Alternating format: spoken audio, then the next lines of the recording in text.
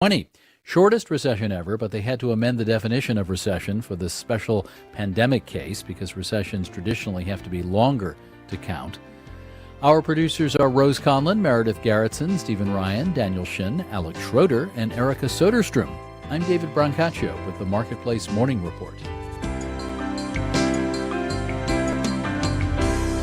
From APM, American Public Media. Jacksonville Center for Clinical Research and WJCT presents strategies to prevent heart attacks and strokes beyond statins. Panel discussion with Drs. Michael Koren, Sunil Singh, and Kevin Hayes, Friday, July 30th at WJCT Studios. Free event. Registration, WJCT.org. Wayne Hogan of the Terrell Hogan Law Firm. I'm Wayne Hogan. Distracted driving is deadly. Teens? Yes, but adults too. And there are millions more adults than teens. Arrive alive. Let's end distracted driving. Learn more at waynehogan.law. Baptist Health is a proud sponsor of First Coast Connect with Melissa Ross.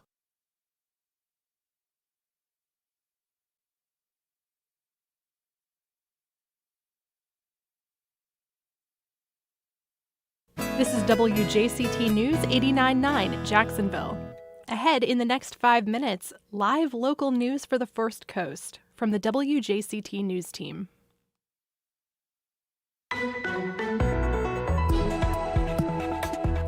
Jacksonville and surrounding counties are the new COVID hotspot.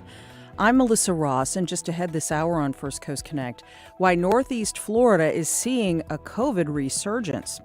Then later, women have been bearing the brunt of taking care of everybody's emotional and logistical needs during the pandemic. The special stressors on women during this pandemic. Also a conversation with author and journalist Craig Pittman. His new book, All About Florida. That and more is just ahead.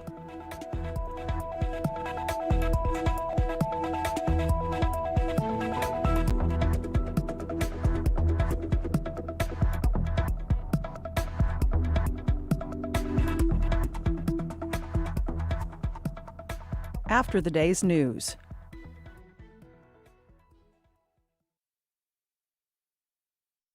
Live from NPR News in Washington, I'm Corva Coleman. In minutes, billionaire Jeff Bezos is scheduled to take his brief flight into space. He's aboard a rocket owned by his private space company, Blue Origin. The Olympic Games formally began Friday with the opening ceremonies, although there are events today. Olympic athletes are being protected in a bubble, but NPR's Leila Fadel reports dozens of people connected with the Games have tested positive for the coronavirus. With the opening ceremony days away, the president of the International Olympic Committee, Thomas Bach, said canceling the Games was never an option. But now he admits they did not know how complex this would be. Among those who tested positive so far are 5 athletes in the country, and that could dash some Olympic dreams. 18 members of the South African soccer team are quarantined after 2 athletes and another person connected to the team tested positive earlier this week. They're scheduled to play Japan on Thursday in Tokyo, but if they don't test negative 6 hours before the match, they can't compete. Leila Fadel, NPR News, Tokyo. An enormous settlement may be very close involving some of America's biggest companies that make opioids. They could pay out as much as $26 billion for drug addiction programs and other social services.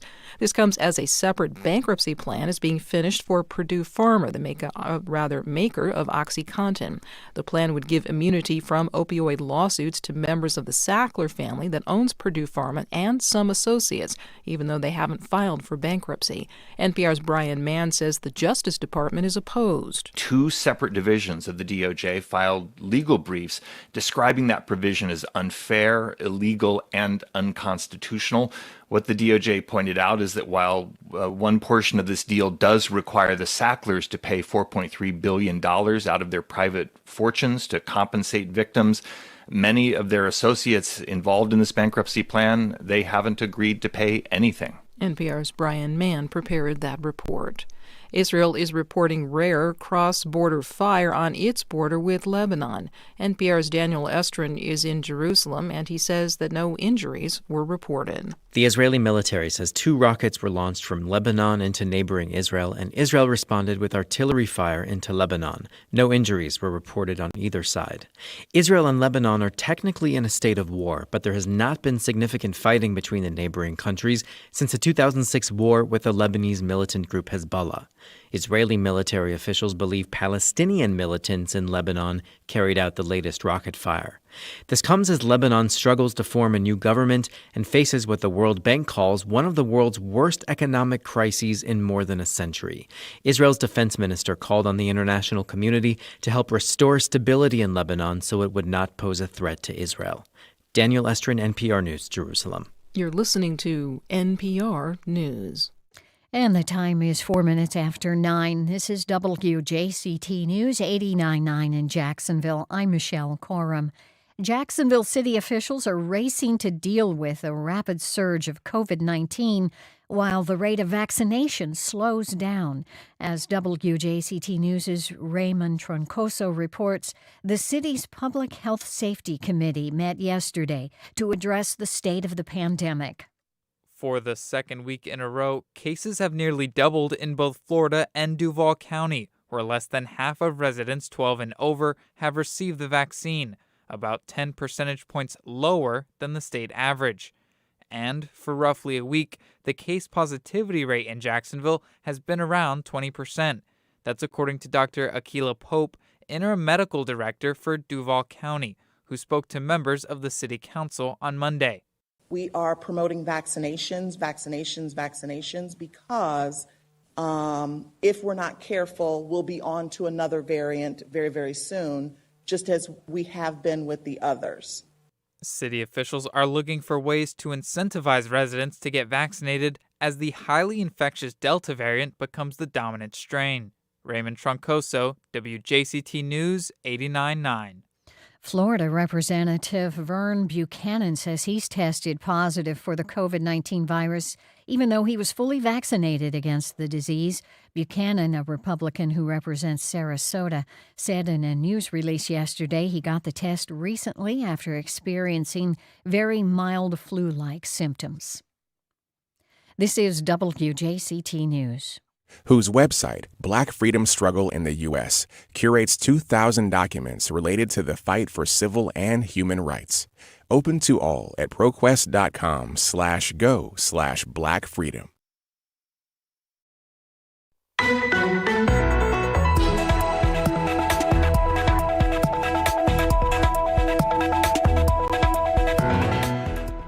Duval County is the latest hotspot in this pandemic that just won't end.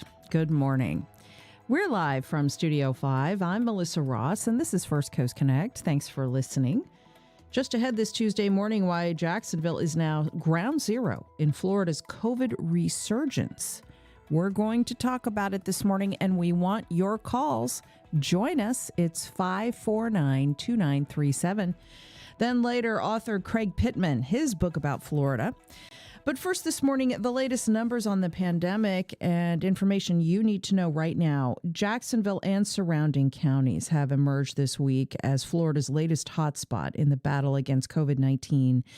Positive cases in our area have doubled in the last week. Hospitals are once again filling up and in some cases canceling elective surgeries. That is never a good sign.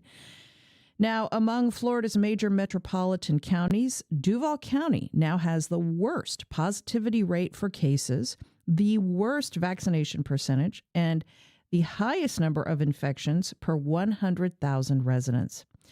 Meanwhile, the Delta variant of the virus is just barreling through the area, and it's causing a majority of these cases. And we can't stress this enough, folks. Virtually everyone coming into hospitals now who is seriously ill with COVID is unvaccinated. City officials, Mayor Lenny Curry, are all urging vaccinations right now. So is Dr. Jennifer Cowart, MD. She's a hospitalist physician in Jacksonville and part of the group Doctors Fighting COVID. They're going to be having a town hall soon, but right now we've got a preview as Dr. Cowart joins us on the phone. Doctor, good to have you back on the show. Good morning. Good morning. And as we talk about the resurgence of COVID and the importance of vaccinations, call us up, folks, 549-2937. Emails to firstcoastconnect@wjct.org. Tweets to @MelissaInJax. And our Facebook page is open. So, Dr. Cowart, all throughout this pandemic, you've been urging masking, distancing, hand washing, and vaccinations as soon as the vaccines became available. It is so frustrating right now for everyone who has gotten the vaccine to see this high percentage of people who have basically been brainwashed by disinformation and will not get vaccinated. So what's your message this morning as we see this resurgence once again striking this community? Yeah, thank you. It is very frustrating for those of us that work in medicine and, working in the hospital and seeing people coming in so sick and watching them suffer, watching their families suffer, unable to be at their bedside, having to communicate via Zoom or Skype. And so I see a couple of ways to talk to people. I ask all of my patients if they've had a vaccine. I ask them if they have any questions for me that I can answer while they're in the hospital. And a couple things have come up. One, it was a group of people who are concerned about the vaccine. They have questions about it. They are concerned about their own health. Those are people that I take the time to listen to. I advise them to talk to their own doctor, who would know their health record very well. And so if there's anything in their health history that their doctor feels concerned about in terms of vaccination, their doctor would be able to answer those questions. But most of the time, we're able to answer those questions, look at that health history, and we would still recommend vaccination. So those folks who are having questions, they're not sure about it, if it's for them, I would say, please talk to your doctor, get that information from them. That also goes for our kids. The kids that are 12 and up now are able to get vaccinated. And I know that parents have questions. And so, again, I would say my pediatric colleagues are very in tune with what the risks and benefits of the vaccine are and the risks and benefits of getting COVID in that age range. And so I would say that if you're worried about your kid, I would definitely talk to their pediatrician. There's some folks that they're more ideologically, opposed to the vaccine. They tell me they've done their research. I try to just leave the door open for them and say, if you have any questions down the road, I'm here for you. I don't want to turn anybody away or turn them off to coming to, somebody with medical training, scientific training to ask those questions. If it's a question I don't know the answer to, I'm happy to look it up with them. We can look at those questions together. So I would say that, I try to keep a really open, positive attitude and ask those questions openly. But I can't tell you, Melissa, how frustrating it is to see people getting sick, coming to the hospital. Some of these folks are so short of breath, they can't get up to the bathroom by themselves. They need help to do basic things, and it's so terrible to watch. And let's be clear, Dr. Cowart, if you're coming into the hospital with COVID, it's because you can't breathe. It's so serious that you need to be hooked up to oxygen for the most part. Is that right? That's absolutely right. Our admission criteria at my hospital involve whether or not you have life-threatening electrolyte abnormalities on your lab work or whether you can't breathe and you have low oxygen. If you feel terrible but your oxygen looks fine, then we're going to be turning you back to the community and advising you to go home and isolate in place and drink fluids and follow up with your doctor, get monoclonal antibody infusions set up if you qualify for those. So the only reason that people are coming into the hospital right now is because their oxygen levels are dropping or they have other life-threatening emergencies related to COVID. So these people feel sick. They feel terrible. They're needing a lot of resources. They're needing that oxygen coming in. I would also say that a lot of them are staying in the hospital a long time, weeks at a time in some cases.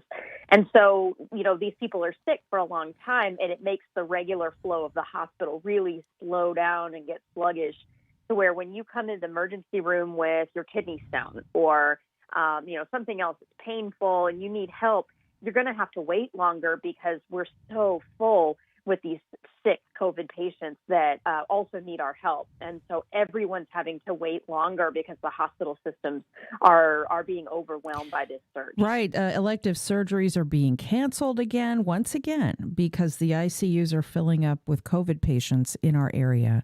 We'll go to your calls in a moment, 549-2937. Dr. Cowart, I heard from a nurse on Twitter this week, and her husband is a doctor. she says. And she reached out to me about a family that she saw in the hospital where she works. Here's what she said to me. A 49-year-old father of two was placed on a ventilator yesterday. The MD told his wife to say her goodbyes as he is not expected to make it. Just 2 weeks ago, they were dancing at my friend's cafe. Last week, their 23-year-old daughter was in the hospital with COVID pneumonia. This family was afraid of the vaccine. So when you hear stories like that, you just want to bang your head against a wall. That people are choosing not to vaccinate because they falsely believe the vaccines aren't effective, or they believe that the vaccines are some attempt by the government to control them, or they believe all manner of ridiculous things that aren't true.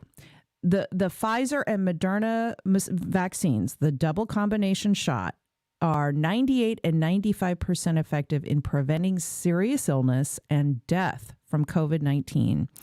So, doctor, if you could, what types of patients have you seen in the hospital with stories like this that maybe you could share with our listeners right now so that they understand that people are coming into the hospital that aren't vaccinated, and it's only when they're being hooked up to a ventilator that they realize that they should have gotten the vaccine? Yeah, absolutely. I think a lot of people have fallen into two traps sometimes at the same time. Like you said, there's the trap of misinformation about the vaccine, people reading poor information on the internet, or they're getting this misinformation from people they trust close to them. And so they falsely believe that the vaccine is not safe or it's not effective.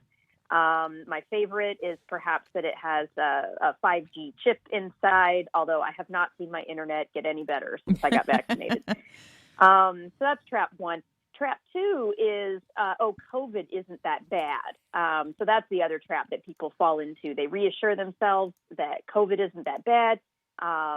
They only focus on things like mortality rate, and they think, oh, it's just the flu. It's not any big deal.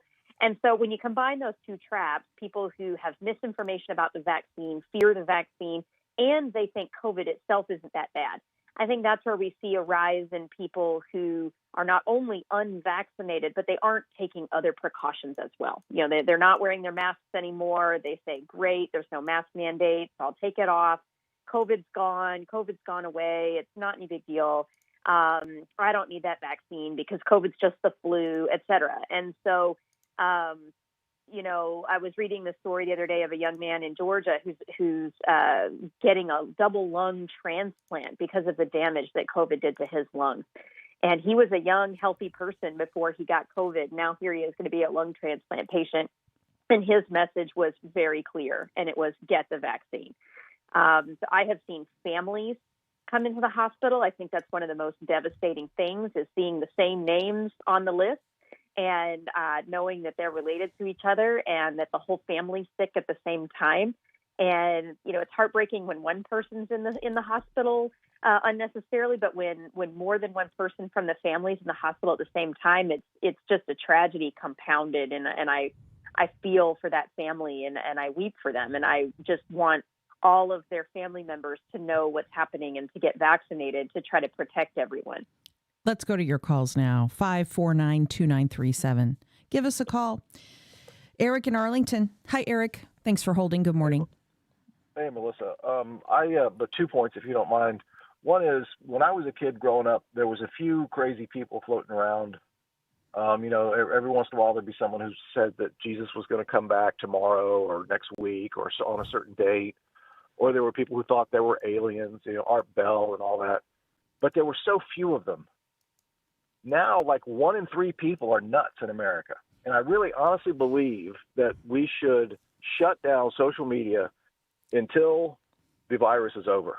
I mean, some of the most preposterous things are in mainstream thinking, have gotten into mainstream thinking. And I mean, what else has changed so dramatically other than internet access and the way in which people communicate with each other? I think social media is making people crazy. You know, second Eric, thing I so share your frustration with the disinformation that's online and on social media, particularly Facebook. They've determined that literally about 12 people on Facebook are responsible for the vast majority of disinformation about COVID vaccinations. We can't deplatform the social media giants, but what we can do is try to educate people.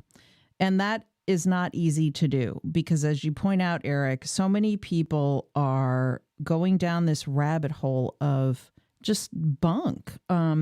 Facebook is pushing back, Dr. Cowart, and saying that they are cracking down on disinformation on their website. They haven't, I don't think, done nearly what they need to do.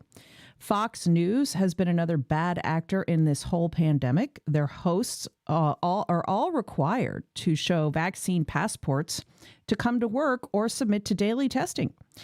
Yet until yesterday, the highest rated hosts on Fox have been pushing vaccine skepticism and vaccine disinformation. Something must have happened yesterday because last night Sean Hannity changed course and started promoting vaccinations. A few of the other hosts have done the same. But those are the two biggest players, frankly, in the media space, Doctor, that have been prolonging this pandemic by encouraging vaccine skepticism and promoting vaccine disinformation. It's just really disheartening, and I wish I had easy answers, but I don't because it's a big problem. I will say that I will take small wins where I can get them. So, I was delighted to see Sean Hannity yesterday encouraging vaccination. I think that's a positive step. There's vaccine skepticism on both sides of the aisle. But I would love to see more of our elected officials, our Democratic, Republican, and NPA elected officials, really stepping forward and promoting vaccination. So I was delighted yesterday to see State Rep Jason Fisher using social media for good and posting on Twitter that he and his family were receiving their first doses of vaccine.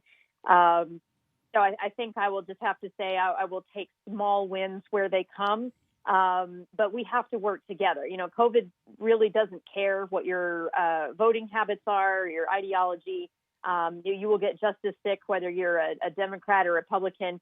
And so, the vaccine was, developed and created under a Republican administration, and it's now being, promoted and delivered by a Democratic administration. So you could say this is a bipartisan vaccine. And, I just want to see everybody get vaccinated and be safe from this thing because, suffering is suffering regardless of your political beliefs. And I hate to see anybody suffer needlessly. Trey in Jacksonville. Hi, Trey. Good morning. You're on the air. Go ahead, Trey. just wanted to mainly make a comment about what happens if, we're talking about the variant that we have right now and the one that before, the alpha one before. What happens if one comes along that is really attacking young people or even children? We're asking our children to go back to school already without masks. So, if people are not going to get vaccinated, that's going to be the outcome. It's going to happen at some point. Yeah, thank you, Trey. By the way, the American Academy of Pediatrics this week has new guidance out. They want masks in schools this fall for everyone over the age of 2. As yet, schools aren't going to be mandating that, at least not right now. That might change. But Dr. Cowart, what about the next variant? If this thing keeps going on and on and on, eventually the vaccines are going to decrease in effectiveness. Yes, I think that's absolutely the case that we're worried about here. So already this Delta variant, I'm being reminded by a colleague, it's already 200% more transmissible than the original virus. Viruses are mutating things, and when a mutation is successful at spreading that virus, then it can spread more easily. So the Delta variant we're dealing with now is already more transmissible than the original COVID virus we were dealing with, a year ago. So the risk of this Delta variant churning through more of our population and our unvaccinated population, including our kids like mine who are too young currently to be vaccinated, the more risk that we get worse variants down the road. So a more infectious variant or a more virulent variant, one that causes more illness, like you said, in the young. And parents with kids under the age of 12, they're going to have to wait till this winter to vaccinate. Meanwhile, you're vaccinated, but you're coming home to unvaccinated kids. This indirectly spreads the virus, in a sense, doesn't it? Yes. We know the vaccines are tremendously effective at preventing severe disease, preventing symptomatic disease even, but they were never tested on, whether or not you can have a low-level infection and spread it. Now, we think that that's less likely, but it's not zero. So my kids are unvaccinated. They're 8 and 4. So I continue to wear a mask despite being fully vaccinated whenever I go outside of my home because I don't want to bring it home to my unvaccinated kids. Yeah. That explains that. Okay, Jimmy on the south side. Hi, Jimmy. Hey, how you doing? Go ahead. Doing great. I have a question for the doctor. My girlfriend and myself both had COVID, and we both recovered from it. But I went ahead and got vaccinated. She's not going to get vaccinated because she thinks that because she had it before, she's not going to be able to get it again. And she's not a stupid lady. She's very intelligent. I don't understand why. People think that because they caught it before, they still don't need to get vaccinated. Or is she right? Yeah. I believe the advice, Jimmy, is she should get the vaccine. Dr. Cowart? I agree with Melissa. I know your girlfriend's a very smart lady, and so I would encourage her to look into the recommendation to get vaccinated after having an episode of COVID. It seems that the vaccine induces immunity that lasts longer than catching a case of COVID, particularly if it was a mild case. We know that, unfortunately, those antibodies just don't last as long. So bottom line, even if you had COVID before, we still encourage you to get vaccinated. Macy in Jacksonville. Hello, Macy. Hi, Macy. Are you saying? Go ahead. How are you? Great. Thanks for calling. You're welcome. My question is what percentage of the patients that are admitted in the hospital with COVID get vaccinated before they leave? So you're saying once they leave the hospital, do they accept the vaccine or what's the procedure there? Okay. Dr. Cowart, what happens with those patients? Yeah. So what we recommend to them is that they take a period of about 3 months to heal up and then get vaccinated.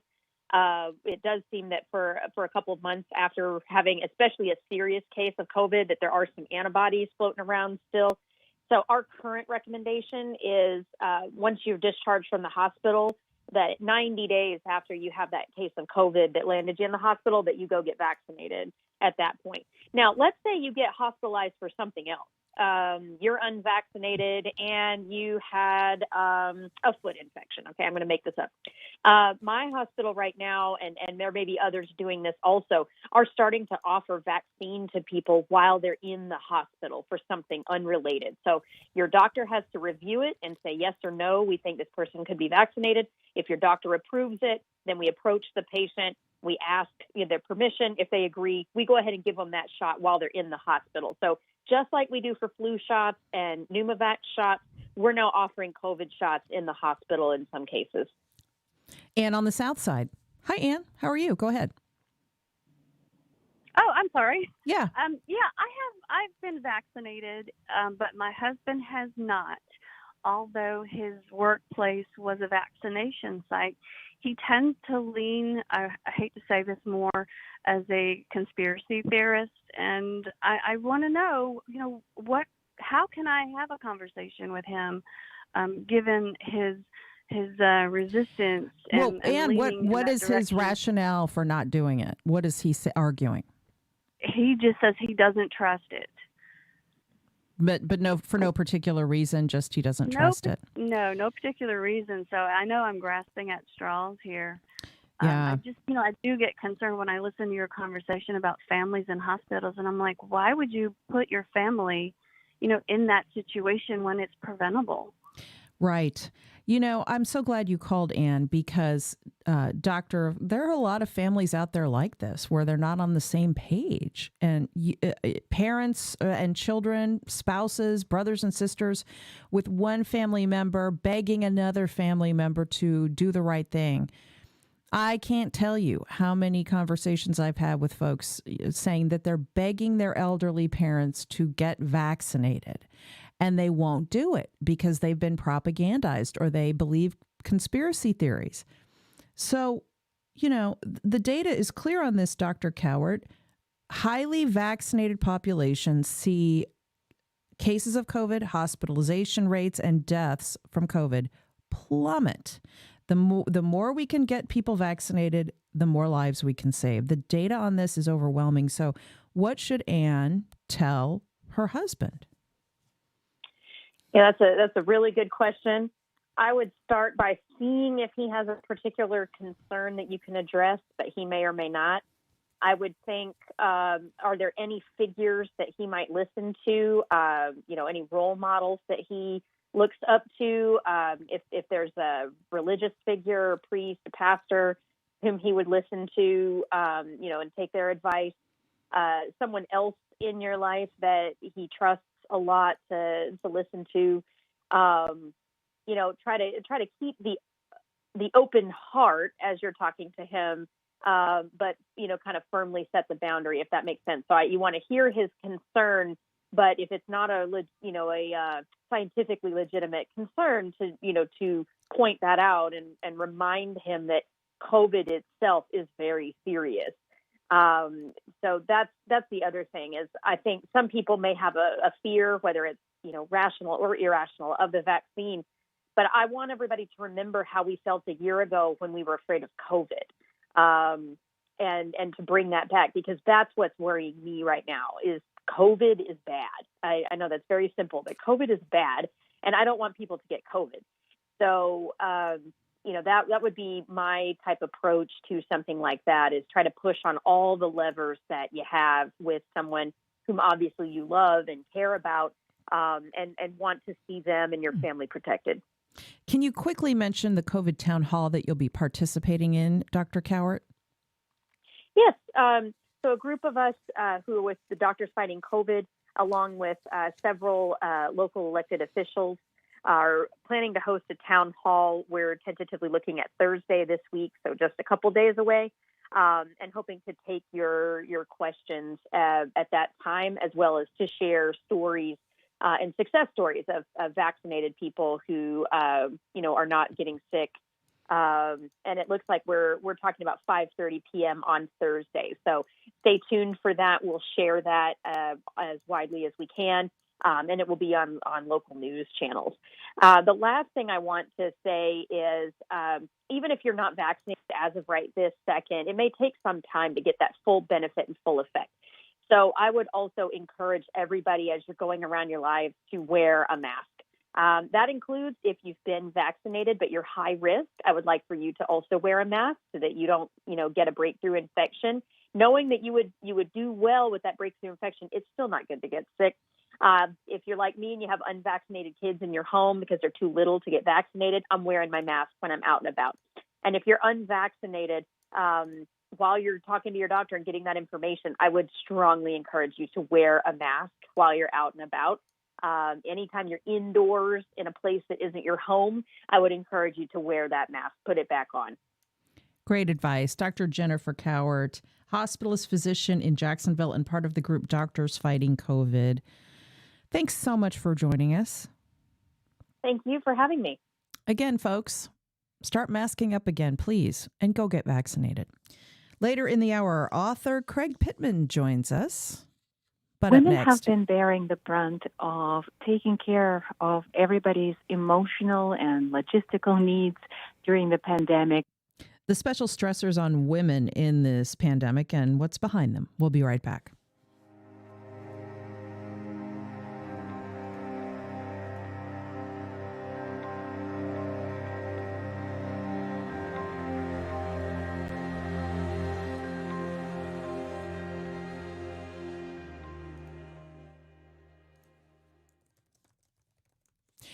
Well, as we move through this pandemic, many women are seeking to address emotional, physical, and mental issues that are surfacing or made worse by the crisis.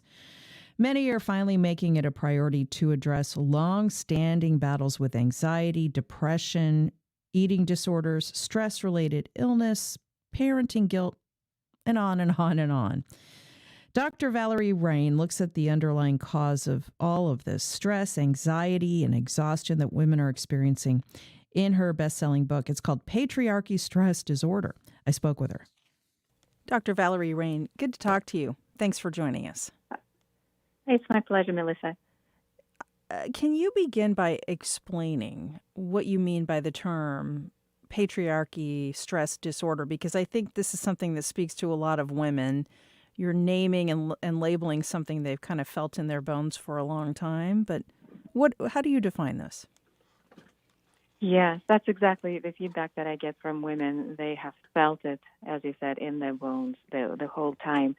It is intergenerational trauma of oppression. Women have been oppressed for thousands of years, and now we have evidence from the field of epigenetics that trauma is genetically transmitted.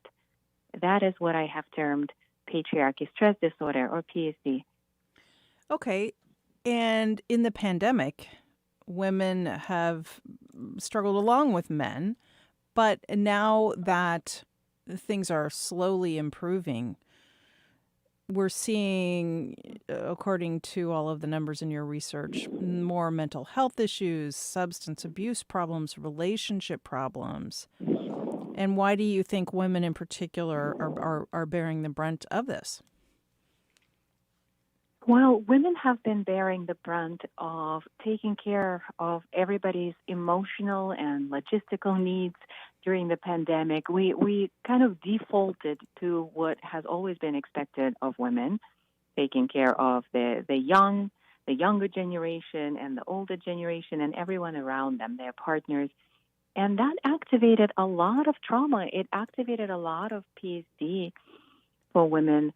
I have been hearing from women who have been feeling trapped and stuck and so exhausted. And of course, a lot fell on our plates, but that exhaustion also has deeper roots in the nervous system that got so activated, so hyperactivated because of this trauma being triggered. And so our nervous systems have been running hot during the pandemic, and we've had to cope. We've had to cope somehow. There is food, there's alcohol, there is weed, there are streaming shows and online shopping. And I just want to take the shame out of this and feeling bad about yourself for using something to cope, because what we've been coping with is really, really big. And it's not our fault. And it's bigger than any one of us, speaking of intergenerational trauma.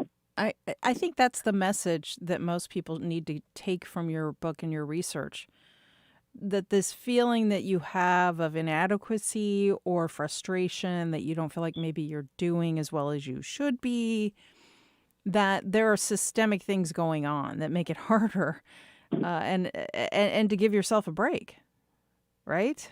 Exactly. There are systemic things going on that make it harder, absolutely. And our internal wiring has adapted over the course of generations to work with these external barriers. Women have been getting the message that our lives, our time, our bodies are worth less than men's. And that is really the core wound of PSD. And having been carrying this wound for generations, when we find ourselves feeling bad about ourselves, that is not even our own assessment. These are these trauma adaptations that have adapted to think of ourselves and experience ourselves subconsciously as less than, even if we are consciously very confident and we are competent, we know that we can do things, but that subconscious wiring flares up. Even with the most successful women, I quote Meryl Streep in my book, who is talking about her imposter syndrome. She talks about, feeling like nobody wants to see her in another movie, and she doesn't know how to act anyway. And so even the most successful women, you're saying, can fall victim to this, and so, well, Yes. and particularly for women of color. So then, what's your advice to women that want to thrive, not just survive and constantly feel as though they're combating this sort of toxic, draining aspect of our culture, which is that it is a patriarchal culture. It isn't built for us. We've had to figure out how to survive in a culture, in a system that wasn't really built for us. Exactly. First, recognizing that nothing is wrong with you. There's nothing wrong with you. In fact, all these trauma adaptations are very intelligent. They have evolved to help us survive. And these trauma adaptations are along the lines of keeping us playing small because playing big hasn't been on the menu, really. And if women reached for that, it's been dangerous. Women who played big, women who showed up in their power were burned at the stake. Bad things happened and continue happening, not to the same degree for the most part. So our nervous systems know that we need to either hold back, or if we are playing big and stepping in our power, sometimes our nervous system robs us of experiencing the fruits of our hard work, the fruits of our success, enjoying our success, because it has a hard time relaxing, again, because we don't feel safe. So recognizing this is step number one. There's nothing wrong with you. And step number two would be to seek to establish that safety. There are a number of tools that I share in the book that have to do with rewiring the nervous system so that it can learn that experiences such as public speaking, speaking your mind, or showing up authentically in any situation is safe. And it can only learn it not through words, because our subconscious doesn't speak, or rather these centers that are activating fight, flight, freeze response in our system, they don't speak the language of the words. So in order for us to rewire that survival programming, we need to have experiences that help us feel safe. There are some starter tools in the book, and there are some tools that I also share on my website that anyone can download and just get started on this journey. It is not a mental exercise. Understanding is very helpful, but ultimately it is about rewiring the nervous system and the subconscious. There is this research tidbit that I share in the book that is literally mind-blowing, and it has to do with our actions being decided in our subconscious. That's what neuroscientists have found, that our actions are decided in our subconscious.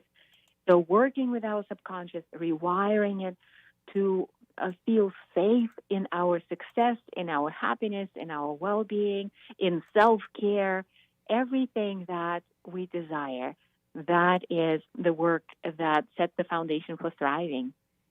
Which is what we all want. So I recommend this book, Patriarchy Stress Disorder by Dr. Valerie Rain. Check out her website, too, at drvalerie.com. This is great stuff, and I really appreciate you being with us. Thank you so much. Thank you for having me, Melissa. Today's segment of Going Green is sponsored in part by North Florida Land Trust. Well, volunteers from across town are working to transform an estimated 1.2 million flowers into components for a new exhibition at the Cummer Museum of Art and Gardens. It's opening up at the end of the month. We're spotlighting it in our Going Green today as we welcome Kim Kudadring, the Cummer's Director of Education. She's on the phone. Kim, good morning. Good morning. Thank you so much for having me. How are you today? I'm great, thanks. And I'm curious to hear about this. Of course, the Cummer Museum is known for its art, but also its beautiful gardens. So what's happening? So I'm so glad you mentioned the historic gardens. This site-specific installation, which will be indoors, is the perfect connection to the outdoors. This is by artist Rebecca Louise Law, who's a British artist.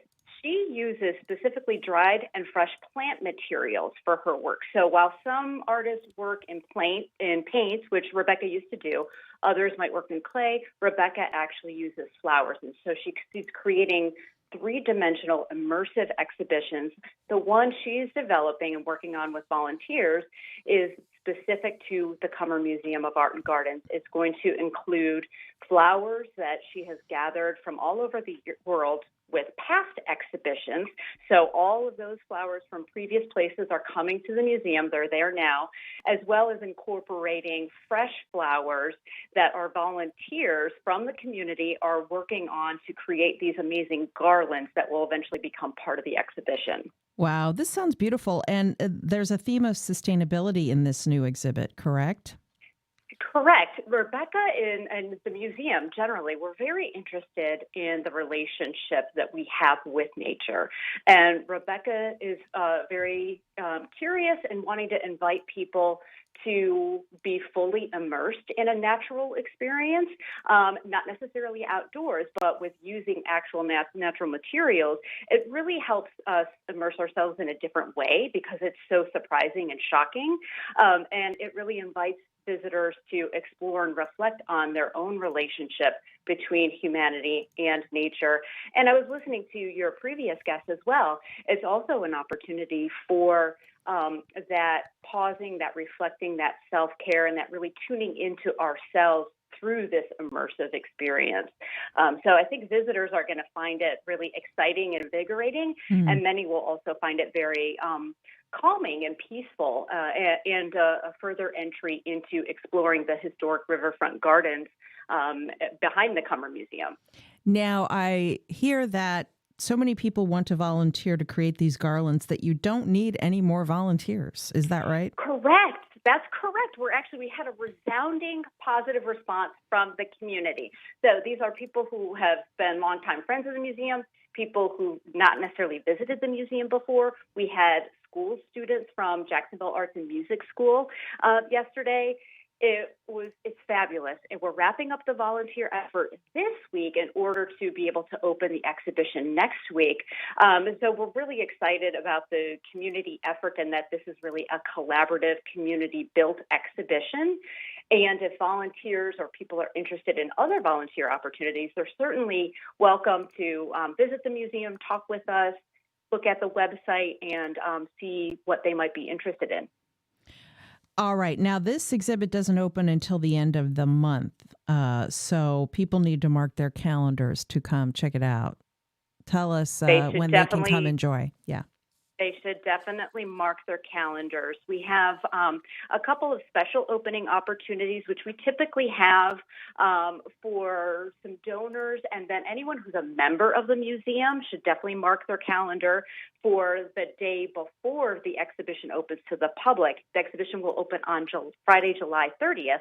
That also happens to coincide with our Summer at the Cummer, so that's a really nice opportunity to both experience the exhibition as well as the fun, lively atmosphere from Friday evenings.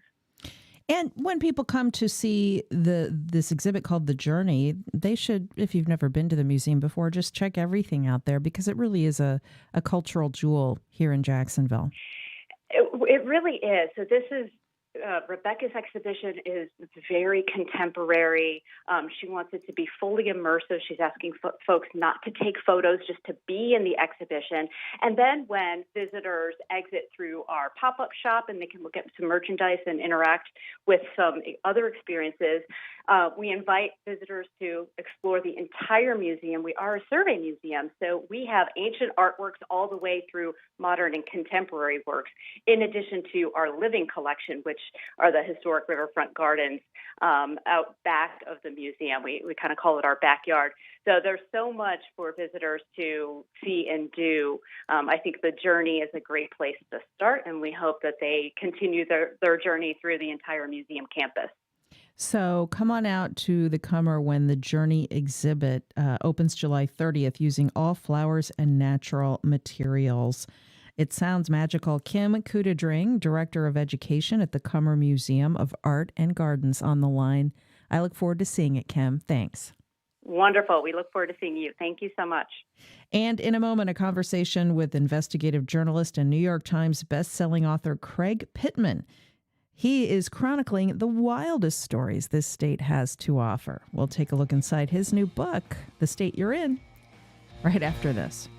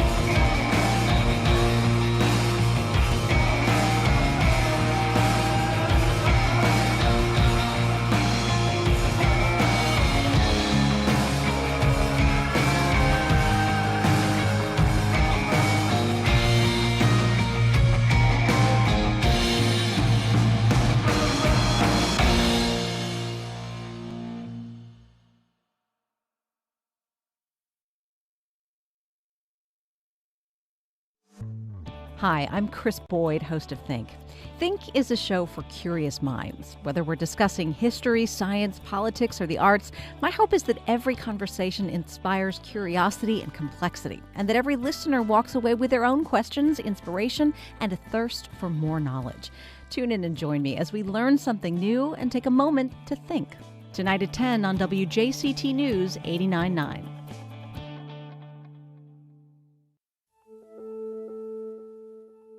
I'm Robin Young. Survivors of Canada's boarding schools for forced assimilation of Indigenous kids testify about the horrors children saw in the church-run schools. Many of our children who ran away during the winter froze to death. We'll speak with the chief of Canada's 634 First Nations next time, Here and Now. Today at 1 on WJCT News 89.9. On the next Fresh Air, the reporter who's digging reopened the Jeffrey Epstein case. Long after Epstein had gotten off with lenient treatment following a sex trafficking probe, Julie K. Brown tracked down dozens of his victims. Her stories led to his arrest on new federal charges. He later died by suicide in prison. Brown's new book is called Perversion of Justice. Join us. Today at noon on WJCT News 89.9. The BBC dubbed Yaa Gyasi's debut novel one of the 100 English-language novels that shaped our world. Her follow-up is a powerful story about a Ghanaian family in Alabama, the state she moved to when she was 9. Now it's been shortlisted for this year's Women's Prize for Fiction, one of the most prestigious literary awards in the UK. Yaa Gyasi joins us next time on 1A.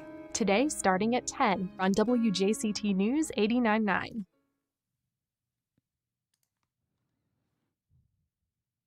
Welcome back. Well, for decades, investigative journalist and New York Times bestselling author Craig Pittman has chronicled the wildest stories Florida has to offer. He's got a folksy style, an eye for the absurd, and a passion for the history and environment of his home state.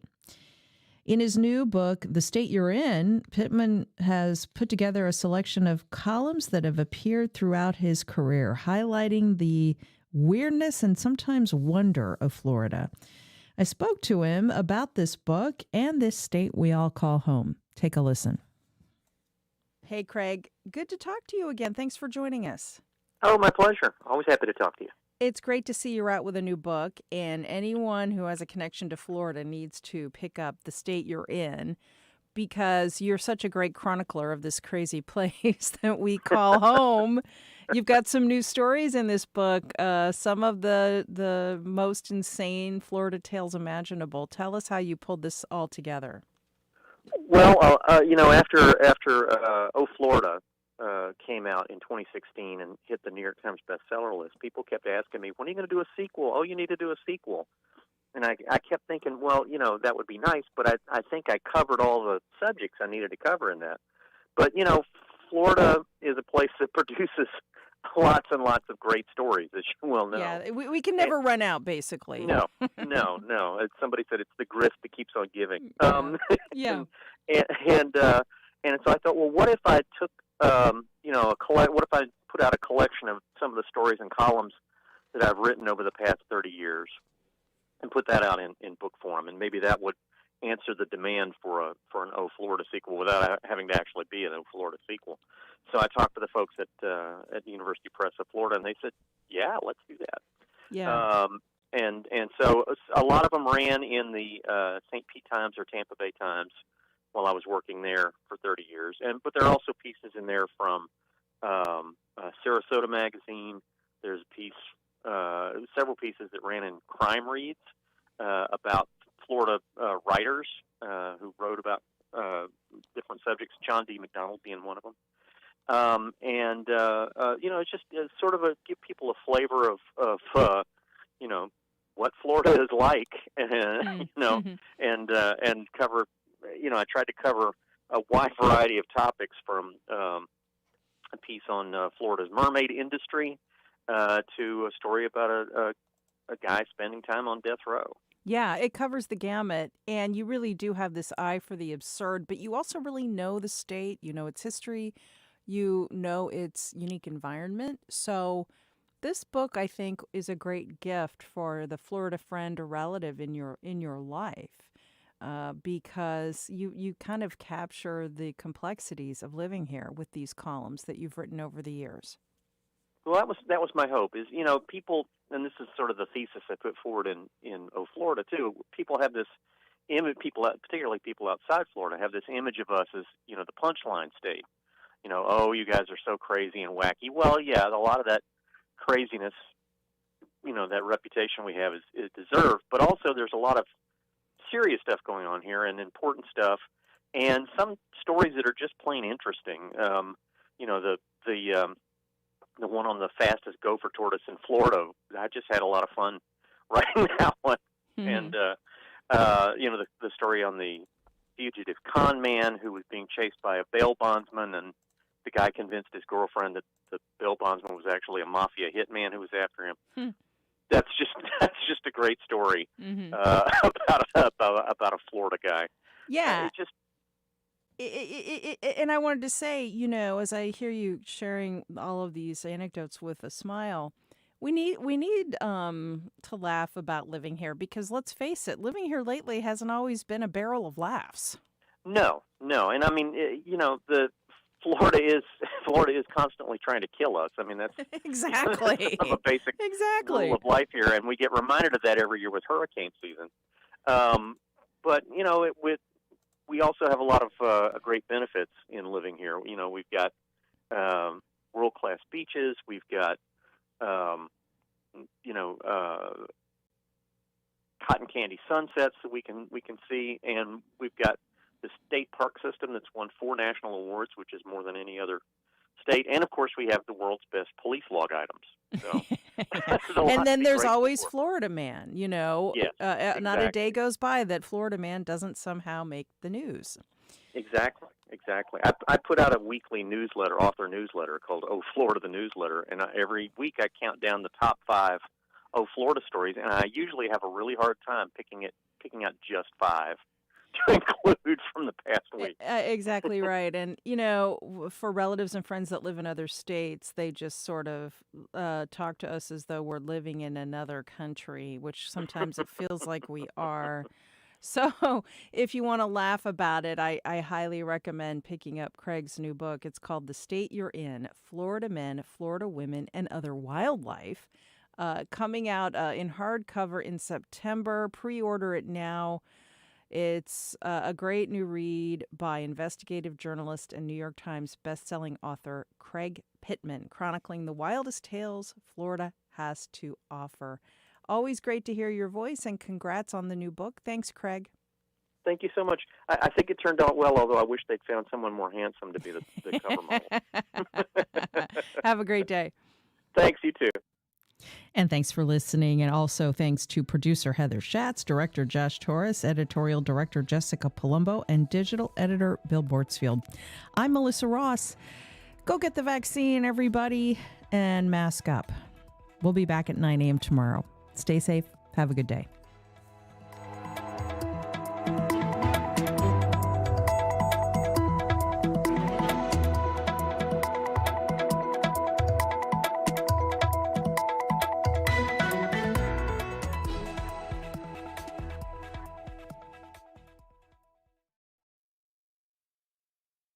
Support for First Coast Connect is provided by Baptist Health and the North Florida TPO.